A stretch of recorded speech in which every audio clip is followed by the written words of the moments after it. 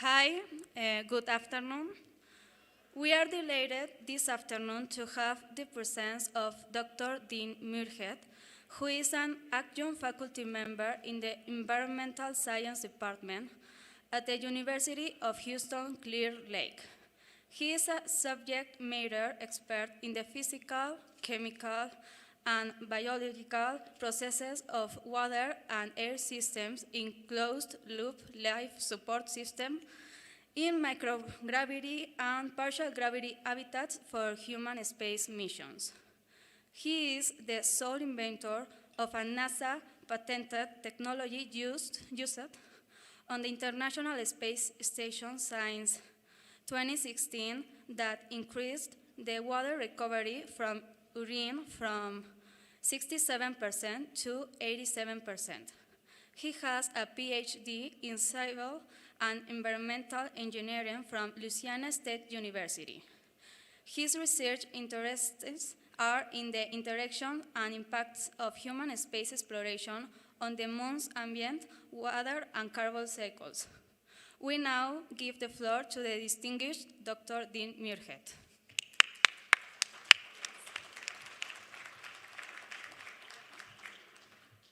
That was great. Thank you. I got it. Yes. All right. Let me get some. Thank you, Carlota.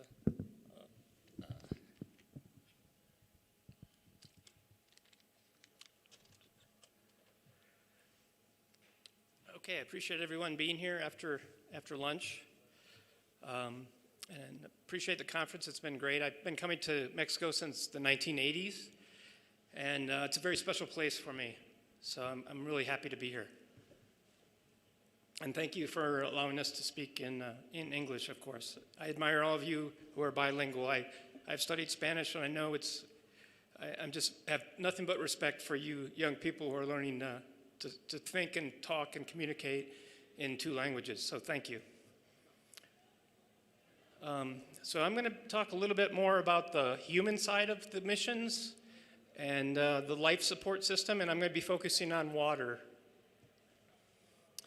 And I'll be talking about the International Space Station. That's our test bed for testing technologies that go into space. And then also comparing that to the lunar missions. I'd like to give a little background.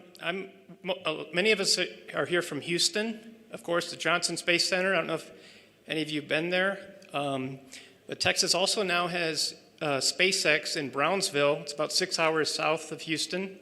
And we have Blue Origin, of course, is up in Seattle. So a lot of our young people have a number of opportunities in a lot of different locations. I just want to emphasize that. We have Margaret is going to be speaking, I think, tomorrow from Goddard. And of course, Kennedy is where we launch, but Johnson Space Center is where the astronauts live and train. Mission Control is there. I think we may have seen this picture before. I'm in Building 7. The moon rocks are just across the parking lot from our building. This campus was built in the 1960s for the Apollo, 1950s even. And then I live in a little community just across people don't realize that NASA's on the water, I think, but I live in a community where all the Apollo astronauts lived. So in case you're interested, Neil Armstrong, the first person to walk on the moon, his house is for sale for $550,000 if you'd like to buy it. What else do I want to say? So we have about 40 active astronauts and a number of interns, of course, too. I'd like to invite you to the Houston Space Center. That's the way to visit as a tourist. We've got the Saturn V, which we showed earlier. We've got the Apollo 17 capsule that went around the moon and came back. We've got a mock-up of the International Space Station. We have Mission Control, of course, and we have the old Apollo Mission Control. And my daughter drives the tram, so I love to ride the tram. So that takes you to the Building 9 mock-up of the ISS, takes you to the Apollo Mission Control as well. We have about 1 million visitors a year. So a little background on the International Space Station. It's the most expensive single object ever built by humanity. It's in excess of $100 billion. And we spend about at least $2 or more billion per year to support it. It's scheduled to run through 2030, and a lot of private companies are going to be replacing it. Blue Origin plans to do an orbiting habitat, and so do several other companies as well. So low Earth orbit, and it's not that impressive in terms of how far it is. It's only 200 miles above us, but it's where we learn how to design technologies that work in microgravity. And if it works in microgravity, it'll probably work in partial gravity of the planet's surface. It's the only place on Earth that I know of where Russians and Americans live together in peace. We share a lot of hardware. Sometimes we're short on water. Sometimes they're short on food. We actually exchange things and help each other. We hope that that continues as the competition for the moon comes upon us. What else do I want to say? It's about 800 cubic meters of air. It's about like the size of a 5-bedroom house. And we currently have 7 astronauts there. If I zoom in on the one thing near the airlock where the astronauts go in and out for I'm going to use the term EVA quite a bit. That's just a spacewalk, an extravehicular activity. And so I'd like to show the mechanical engineers. There's a toolbox on the outside. I want to emphasize that the tools we make, because the astronauts are wearing gloves and a suit, and when you wear a suit like the ones that we currently have, it's like playing contact football when you walk in those things. It's not easy at all, especially on a surface. And your gloves, your dexterity is not very good with your hands. So when you design tools for astronauts, you want them to be very simple. So I want to emphasize that simple is very important, right? Da Vinci said simplicity is the ultimate sophistication or something like that. If you open that up, I always thought it's interesting. There's a hammer and a crowbar. And of course, that's in case you can't open the door to get back in from your spacewalk. But this idea, too, that we need the whole International Space Station was assembled with these simple tools and just 2 people going out on an EVA to connect all those nodes together. It's a pretty impressive result in going from very simple to very complex. So orbiting at 17,000 miles per hour makes an orbit every 90 minutes. So inside the station, I don't have a lot of pictures today. I'm sure you've all looked at some of the videos or images of the ISS. I want to emphasize we use a lot of duct tape, right? And so there again, there's always something simple to fix something that's kind of complicated. Also, there's no reference when you're not looking out the window of what's up and what's down. And so they actually put the lights on one of the walls so that they kind of have a reference of what's up and what's down. Whoops. This is a water recovery system. It's a little complicated.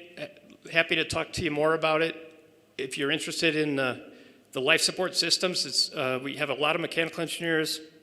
But yeah, we've got water, we've got air, we've got thermal. Thermal's a big deal on the station.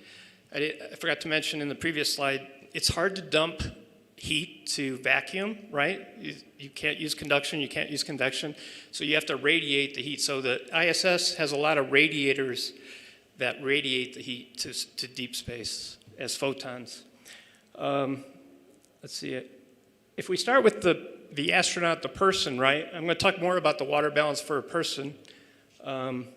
We have from perspiration and respiration going up it's just like a dehumidifier in a house. We condense that water, and I'll show in a minute, there's a lot of water that goes in the air phase. So in a closed habitat, you learn a lot about what's leaving the body because it's always there next to you if you don't do something with it. That gets condensed, and this is the water processor assembly. And then, of course, the crew goes to the loo.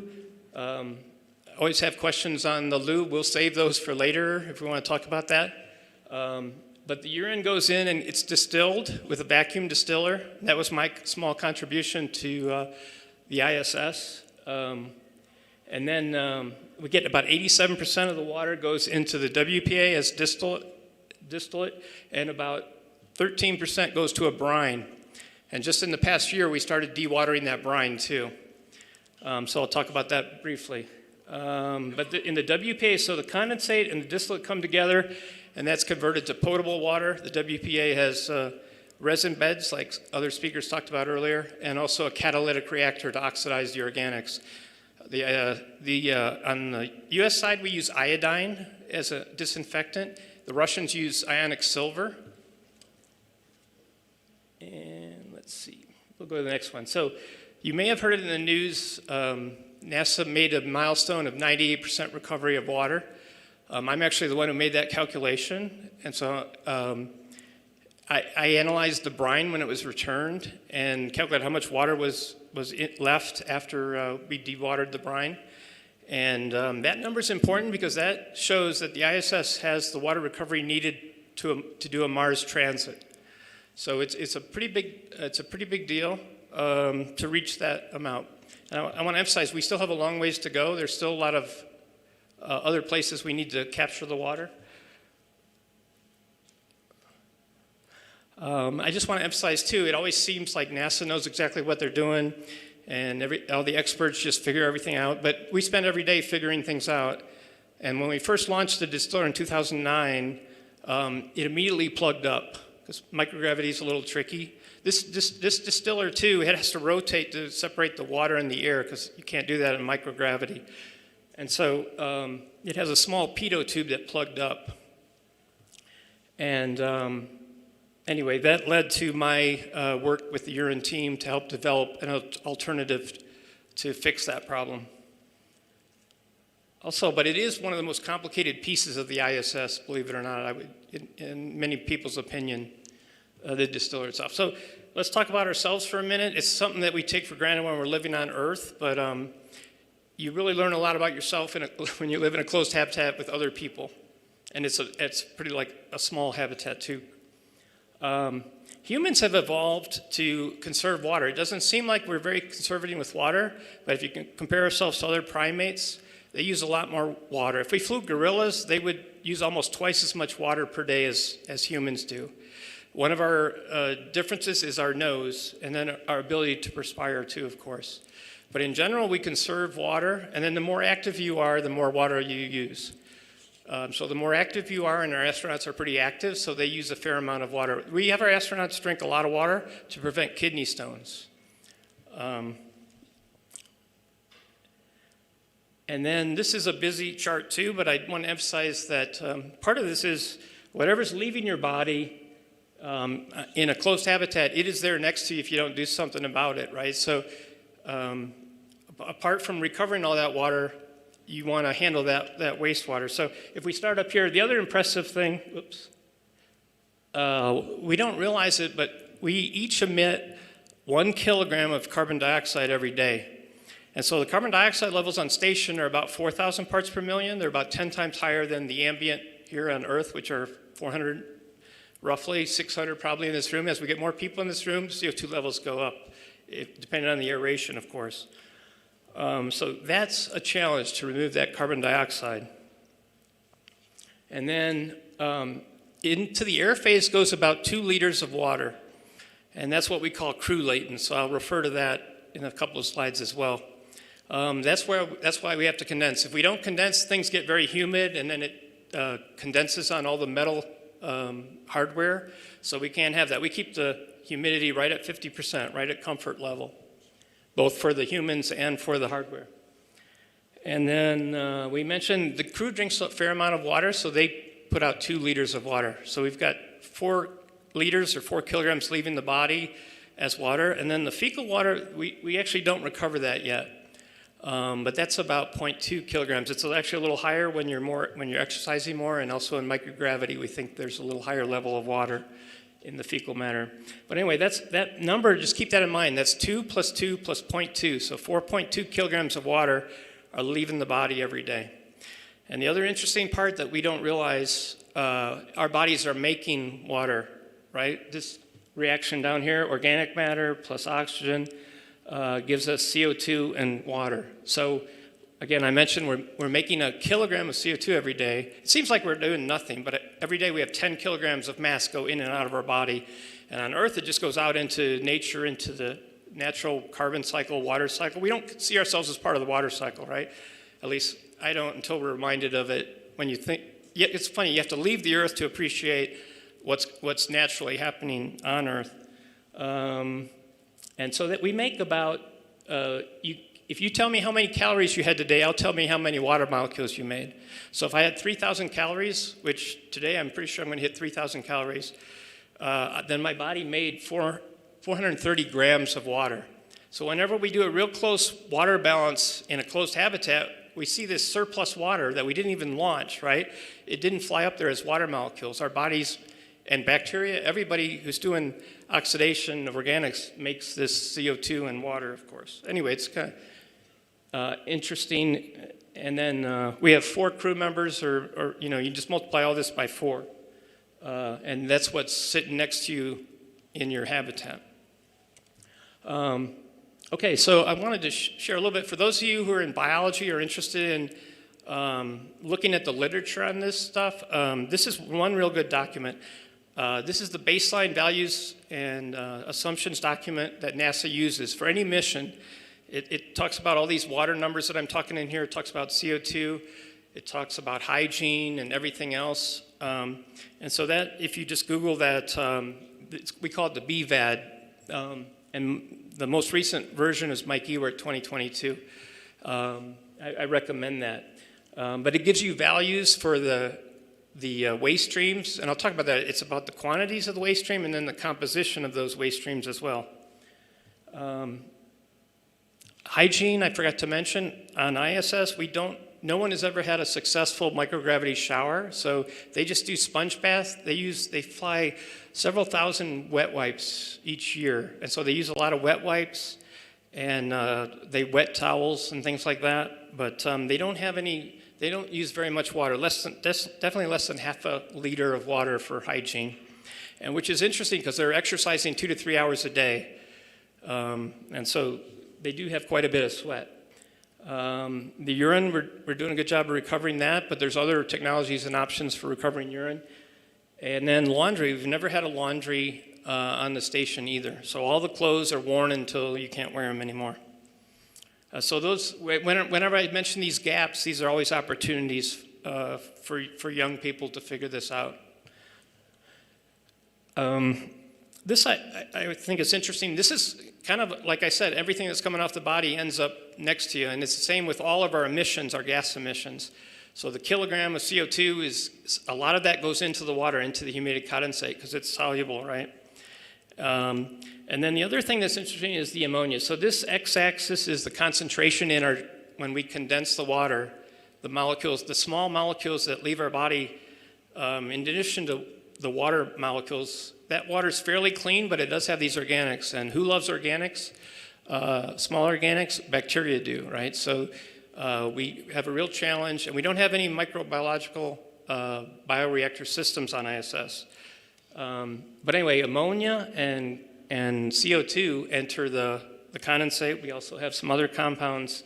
I kind of showed this it's interesting because if you compare this to the volatiles on the moon, they're very similar. I highlighted the ones that are the same for the human body and for the moon: carbon dioxide, methane. The human body puts out about 500 milligrams a day of methane. What else? Methanol and methane. Yeah, this is interesting. That's the same volatiles we saw from the plume that we talked about earlier in another paper. So again, for testing the hardware, we have to make a simulated waste stream, right? So for the humidity condensate, we make the waste stream based on the compounds that we measure in the return condensate. And similar urine, we tend to recommend using real urine, just because urine's a very complex matrix and very biologically active. And so I wanted to give you one more reference too. For all the papers on life support, we have a conference every year. We have student posters. I recommend you starting to think about doing that. This coming year is going to be in Louisville, Kentucky.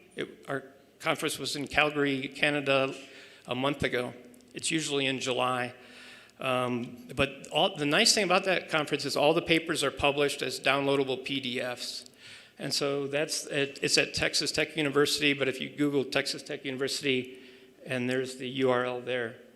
You can search by author and subject as well. So anything you're interested in about water and life support, air for life support, and the EVA suits are really complex. So we have sessions on the suits as well. So in transitioning from the ISS experience to the moon, there's a lot of differences. And so that's why there's still a lot of gaps to figure out in the lunar missions. We call the lunar missions notional because we haven't figured them out ourselves yet. One of the differences is we talked about the in situ stuff in a lot of the other papers, right? Those are going to require a lot of EVAs or spacewalks. And so on ISS, we don't do many spacewalks. It's very infrequent. And so that's going to be a challenge. It's a big deal when you walk out the door into space vacuum. Your suits only last about 8 hours, right? You've got to have O2 supply. You've got to have CO2 removal during those 8 hours. You got to have the water removal because they get a lot of water vapor. And your batteries tend to last about 8 hours as well. So all those things converge on limiting your spacewalks. What else we have? No lunar dust. Lunar dust is an issue that we're concerned about. Bringing it into the habitat is going to be an issue possibly, or how to keep it out of the habitat, I should say. And the other one is dormancy. Like on ISS, it's been continuously lived in since 2000 on the US segment. So that actually makes things simple. You think about it, if you have in our lunar missions, we're planning to visit for 30 days or so, or even less, and then come back the next year. And so similar with Mars. So there's these dormant periods where your hardware has to stay stable. If you leave your house for a year, right, and you come back, you turn things on. Sometimes things don't work that well when they're in dormant periods. So the coming decades are going to be interesting. And so we've got basically the US and their partners and China and their partners. And if you look at these objectives and goals, they're pretty much identical. The Chinese have right now there's 10 people in space orbiting us above, 7 in the ISS and 3 in the Chinese space station. And then they both have plans to go to the moon and build a orbiting, similar to the ISS, an orbiting station around the moon as well. And they both plan to explore the southern pole as well. And of course, one of the main goals of Artemis 3 is to put the first woman on the moon, right? And so to me, it's still interesting. To me, it's still an open question on who that first woman will be, if she'll be an American or from China, basically. It's going to be an interesting thing to watch. The Chinese have caught up in many aspects very, very rapidly. And in part, that's a good thing that inspired the U.S. That competition inspired the U.S. in the early days, of course. So the in situ folks have probably mentioned this. The classic paper is 1961. Kenneth Watson, he was 40 at the time. And sort of knowing, I'm a curious type, so he's the one who said that the polar regions of the moon will probably have ice because the vapor pressure of ice is so small that you won't have water molecules escaping from those dark regions that are the coldest in the solar system. And so me being curious, I Googled his name, and I want us all to celebrate his birthday tomorrow. He was born in 1921. He's still alive. He got an award like last year, and I checked since he'll be 102 tomorrow. So I was just impressed that, so this is a good field to get into. It's going to keep you young and healthy, I would say. But I was impressed that he's still alive. He's from Caltech, I'm sorry. Now, as far as looking at missions that we can utilize for the Artemis human missions on the surface of the moon, Apollo 17, and I was glad to see that Ryan brought up Apollo 17. Apollo 17 was remarkable. 1972, this is before the internet, this is before computers basically, right? And they did an extensive number of spacewalks. They collected a huge amount of rocks and brought them back that Ryan talked about earlier. And so I calculated the percent of time the crew spends on the EVA. And so for that Apollo 17, it was 5%. And And yet on ISS, it's less than 0.3% of the time they spend out in spacewalk. So again, this idea of spacewalks are not easy, and that's going to be a huge challenge for the lunar missions. Okay, and then I have a real quick summary of comparing I didn't come to realize how complicated the lunar missions are going to be on the surface until I put together this real simple simulation. But if we look at ISS, it's just, in our case, 7 people in the U.S. segment. There's 1 German up there with us right now, and sometimes it's Japanese. And then there's usually 3 Russian cosmonauts up there with us. But anyway, that's microgravity. But the thing is, it's all in one habitat, right? It simplifies things. Now, in the lunar missions, we're going to have a mobile crew. They're going to be, one day they're going to be in the rover, one day they're going to be in a pressurized rover or in their suits in the lunar terrain vehicle. They're wearing their suits. And then they're in the habitat. And then that's not even to mention ascent and descent from either an orbiting platform or from Earth. The neat thing about all these missions, and Kenneth Watson reminds us of this, he's 102. Most of you will be living to at least 2100 if you were born around 2000. You're going to be living close to the age of 100. So you get to see what transpires in space, not to mention the interesting things that happen on Earth as well. But what I want to point out for today at least, the crew of 4 is what we're kind of planning on for the surface missions and in pairs. And so 1 pair will be out on EVA, 1 pair will be in the pressurized rover or in the habitat. And then as you got a little bit of taste of where are they going to be, they're not going to be on the plains. They're going to be on the edge of craters and things. It's going to be a real challenging terrain, very physically demanding. And that's because that's where the water is. It's larger than the Grand Canyon. Right, Shackleton's crater is one option. So it's going to be real interesting. The other thing I think that's going to be neat in the Artemis missions, unlike Apollo, we're going to have as close to a live feed as possible, people wearing GoPros. And then to me, the most amazing thing is the view of Earth from the moon. If you think about when you look at a full moon, how big it is, well, Earth is 4 times bigger than the moon. So picture something 4 times bigger than the full moon. And then Earth is 3 times brighter than the moon. The moon looks pretty bright to me, but Earth's albedo is about 3 times bigger. So picture something 4 times bigger and 3 times brighter, and that's the way the Earth looks like from the moon. It doesn't give it justice in a lot of the pictures that we see of the Earth. So if I quickly assess the mission on the surface of the moon, this is what the water, all these different waters, each one of these waters needs a tank and you have to manage it. I got the clean water at the top of the list and the dirtier water at the bottom of the list, but that dirty water has to become clean water. And then on the lunar missions, that's going to be challenging in the short term. So our short-term missions, we're deciding on when can we recover the water and when do we have to store it for longer, like when we come back the following year. And then if we look at, so that's the ISS, that's complicated enough. But then for the lunar missions, we have the pressurized rover in addition. We have the suits and another lunar terrain vehicle where they can get in and out of the vehicle quickly to go explore for water. So this just shows you all the different water streams that we're going to have to manage and keep track of. And then not to mention that the whole point of this is to look for water in the regolith. And there's a very small amount of water in the what we call the lithosphere. When its atmosphere is real thin, it's a lithosphere. And there's only about 1 water molecule, or some people think more than that, per cubic centimeter. So if I simulate this, and then this is more for the engineers, but all these water streams come from the hardware. So the condensation, the humidity condensate, that water comes from the condensers. So the surfaces of our condensers, sometimes they're metal and they leach zinc and other things. So that we have to kind of know what the hardware is that's producing the condensate as well. So there's a lot of things to keep track of. And then you have to coordinate this, right? You have to coordinate the hardware with the water treatment as well.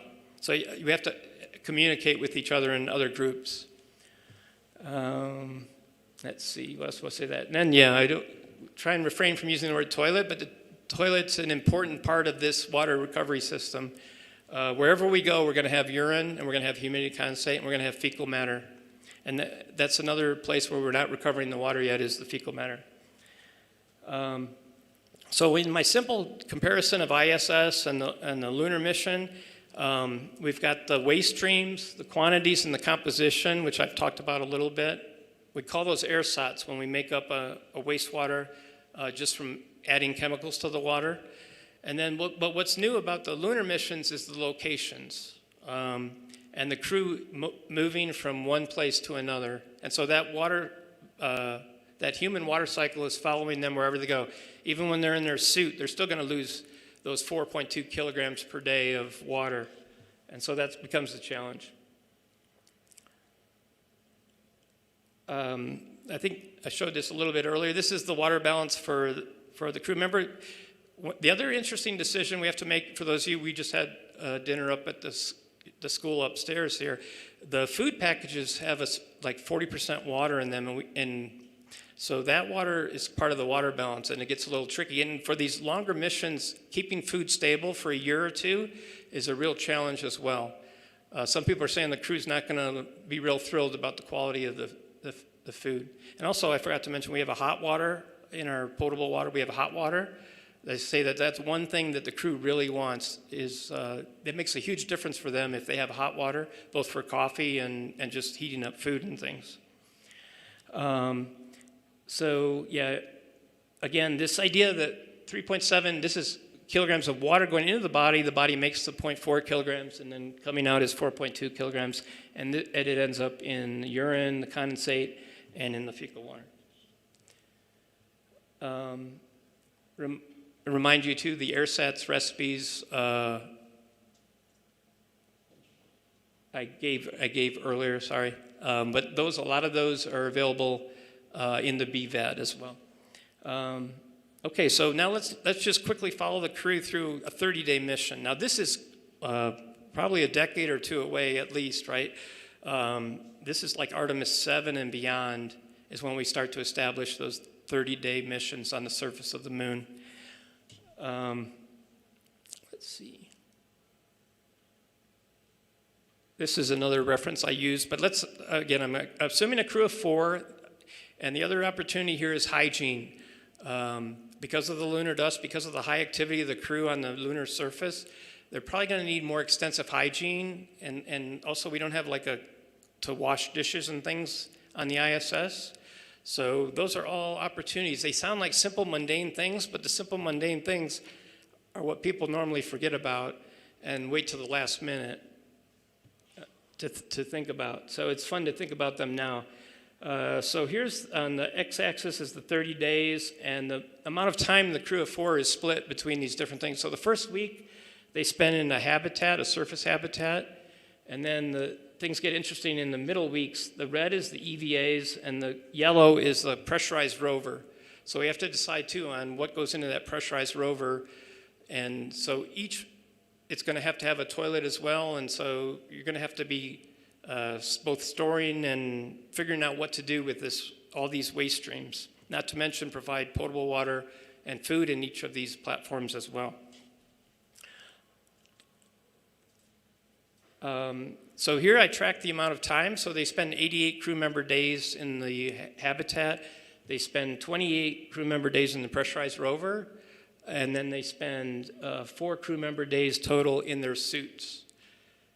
And then if we look at where the water goes, well, the water, of course, follows that same pattern of habitats. And so in the case of my simple 2 plus 0.2 model, right, the amount of urine is the same as the amount of condensate. And so that water is distributed, and that stays in the habitat. Now I'm going to talk a little bit more about the suits. The suits are interesting for a couple reasons.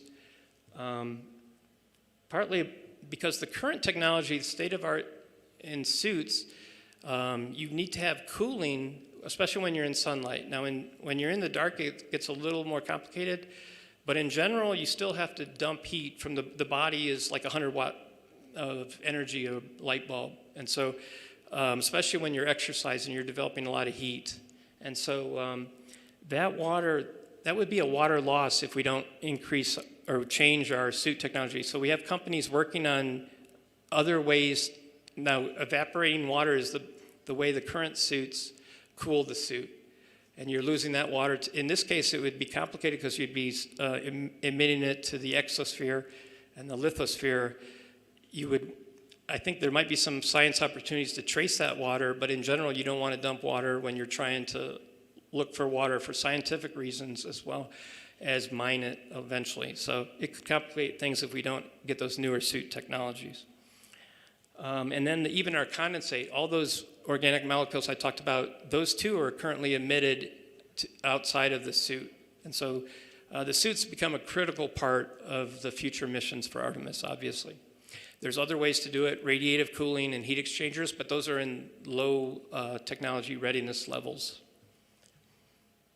This is just an example of, this is what we would start with at the initial, before the 30 days gets going, and then at the end we would have our humidity condensate in the surface rover, urine in the surface habitat, and in the pressurized rover anyway. And then we'll see a little bit, 51 kilograms of metabolic water was made. And then this summarizes the mass of things, but you think about this, all this mass has to be managed and tracked and taken care of. And if we go to hygiene, full hygiene is significantly amount more water than if we just use the ISS surface wiping hygiene practices. So hygiene is a tricky one to figure out. I think that's almost it. I want to summarize. So ISS is obviously our test bed. The problem is if you don't use technologies that were tested on ISS, you're always opening yourself up to new risks. So there's a real impetus to test the technologies as best we can on the ISS before, like, you kind of don't want to just put them on the moon and see if they work in the partial gravity habitat. And the moon has got a lot of new challenging things. I tried to highlight things here in the summary, just things for you to think about going forward. The requirements are changing, so it's important to keep up with them. I mentioned hygiene. I didn't talk too much about the simple technologies, low mass, easy to fix. All those things are in play in this case. And then another place, a good niche for small companies is contingency, right? If our big water processor goes down, if you have a simple filter process to act as a contingency for the big system, it doesn't have to be complicated, but that's what the crew could switch to, especially for the Mars Transit's missions. And storing water. And so thank you very much for your time. I know it's a tough time slot for us, so I appreciate you powering through this with me. Thank you.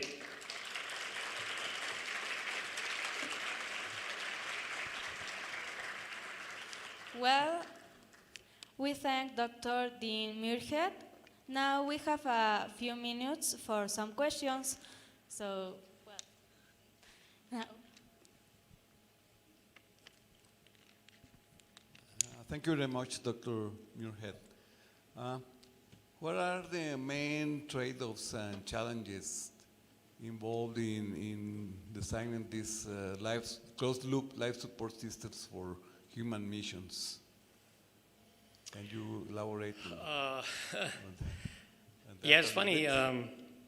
Even with ISS, I don't think people realize the amount of effort that goes in on ISS. Every day there's 20 problems that come up on ISS.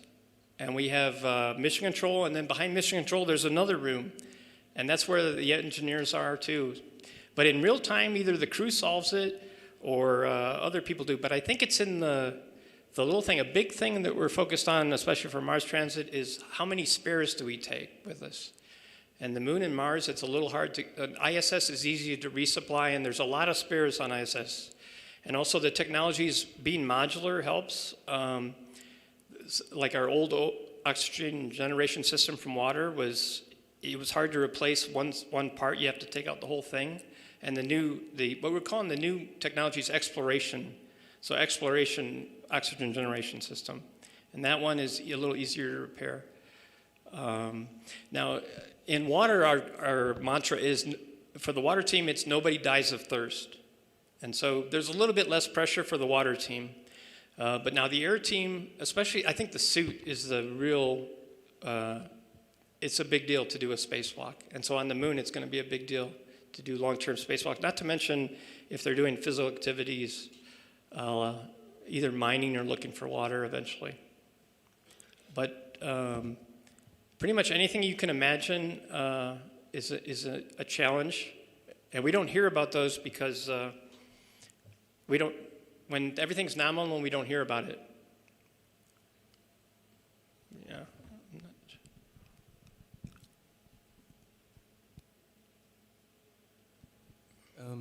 First of all, thank you for coming here. There is one question which I have. As an engineering student, I have to think about practicality and efficiency.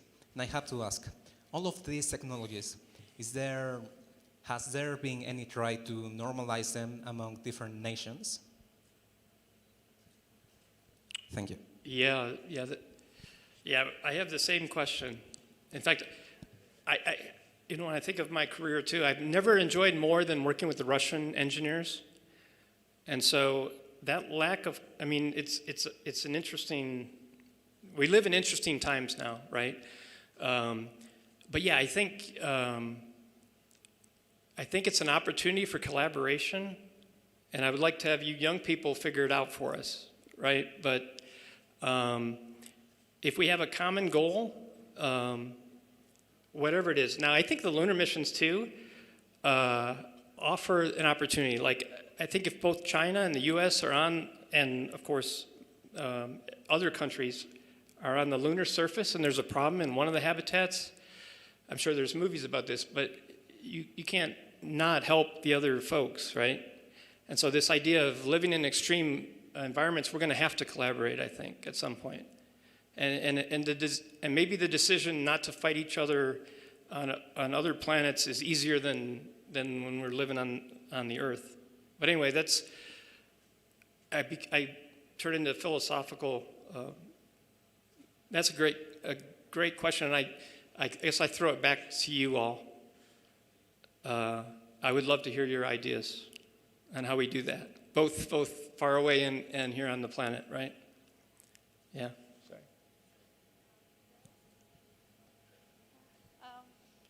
Whatever. Yes.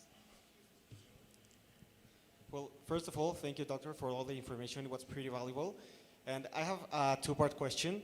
The first part would be like, what would happen if an astronaut, when he or she sweats, what happens with all the water that goes into the helmet, like to the visor part? Because I believe that it can go and stick to the visor. And that's the first part. And the second one, if astronauts do have a system to pee or to have any like fecal matters or pee inside the suit. Thank you. Yes, thank you. Your second part distracted me. I'm trying to remember your first question. The visor. Yeah, thanks.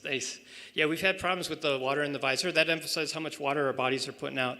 So we've kind of redesigned the insides of that helmet to absorb some water. And then also there's you don't realize it, but there's a huge airflow in that suit that's sweeping away the water and evaporating it off too. So we've made a few improvements, but that's one of the scary parts of the suit. They really rely on clean water too. So if you let a suit sit around for a while, it can grow bacteria and things.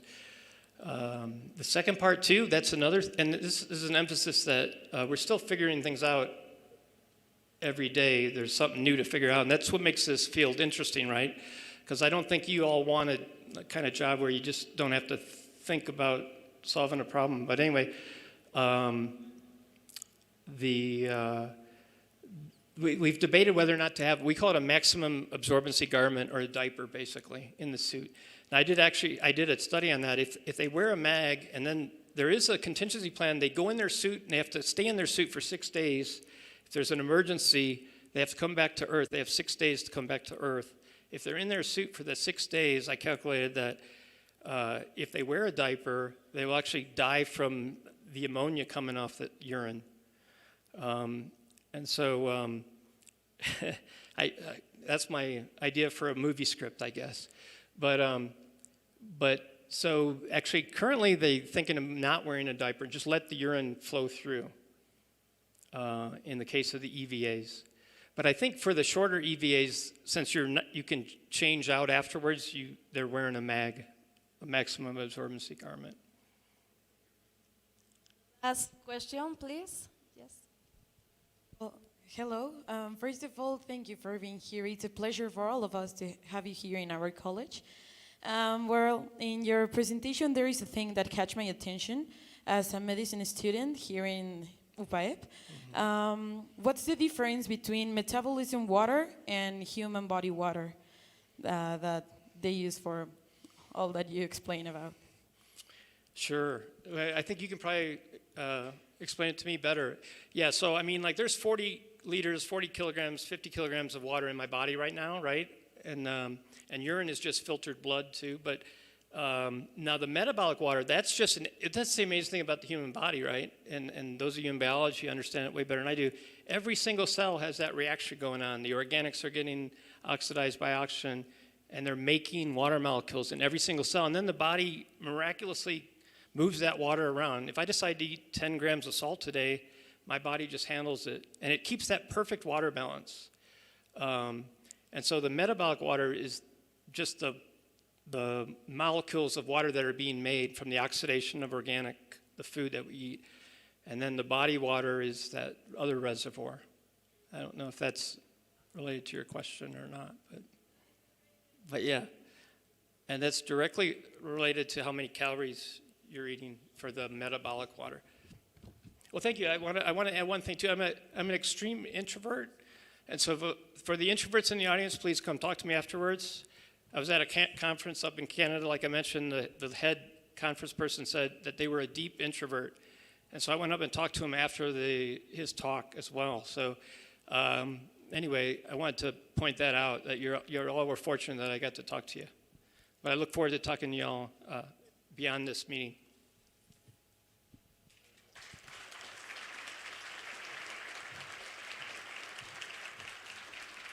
Well, thank you very much, and thank you. Yes, we're truly grateful for your presence here. We are excited because we get to do this kind of stuff for the first time, and getting to do it with speakers of a lot of experience, a lot of